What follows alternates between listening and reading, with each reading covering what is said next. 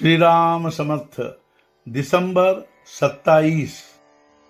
यह देखे कि भगवान का प्रेम कैसा पैदा हो।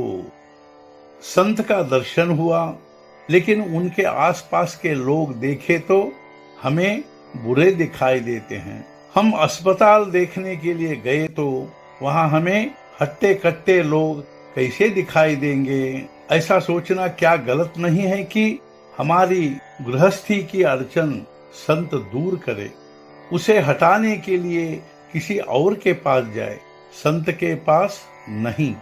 वैसे बीमारी अच्छी हो जाए इसलिए भी राम राम कहे तब भी वह व्यर्थ नहीं जाता, यह अलग बात है।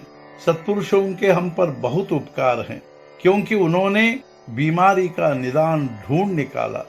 हमें हर बात चाहिए, अर्थात लोभ की बीमारी हुई है।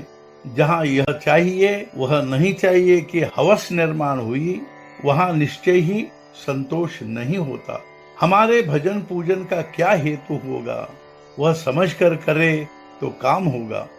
आजकल भगवान चाहिए की इच्छा रखने वाले लोग बहुत थोड़े हैं, और जो भगवान की इच्छा रखते हैं उन्हें वास्तव में भगवान के लिए ही भगवान चाहिए ऐसी भावना नहीं होती। वह तो उन्हें गृहस्थी के लिए चाहते हैं। उसे निश्चय ही संतोष प्राप्त होगा जिसे भगवान के लिए ही भगवान चाहिए। उसे किसी भी प्रकार की शर्त नहीं लगती। उसे आयु की मर्यादा, विद्या, बुद्धि, पैसे, किसी की भी शर्त नहीं होती। केवल लगन या तड़पन की आवश्यकता होती है। सचमुच परमार्थ अनुमान से जानने की बात नहीं है। हम केवल बोलते हैं, कृति नहीं करते।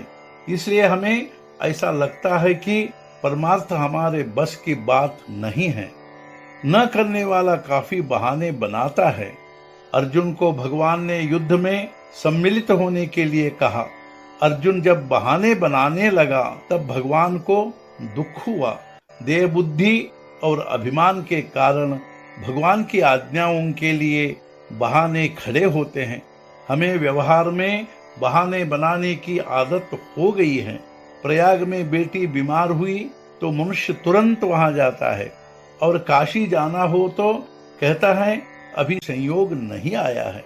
भगवान की आज्ञा हो तब बहाने बनाना बड़ा पाप है। किसी साहूकार से यदि कहे कि तुम अपनी सब जायदाद दे डालो तो शायद वह सब दे भी देगा, लेकिन यह सब मैंने दिया है इसकी विस्मृति नहीं होगी। जो देने को कहता है वही दाता होता है, यह वह भूल जाता है। व्यापारी को व्यापार के ही स्वप्न दिखाई देते हैं।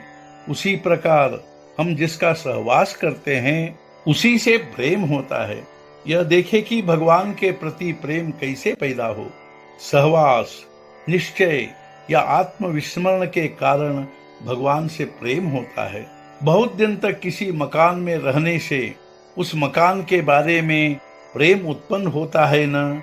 मुंबई में रहने वालों को मुंबई पसंद आती है। इसका कारण है सहवास। गांजे का पहला कश लगाते समय कई होती है, फिर भी आदत से उससे प्रेम हो जाता है।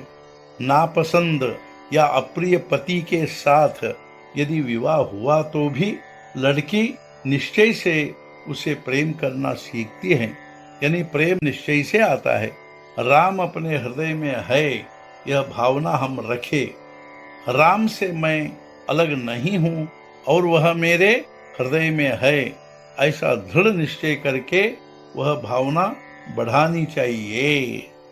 आज का मुख्य विचार, हमारा प्रेम हमने गृहस्थी या प्रपंच में लगाया है, वह राम नाम से लगाना चाहिए। सद्गुरुनाथ महाराज की जय। जय जय रघुवीर समर्थ।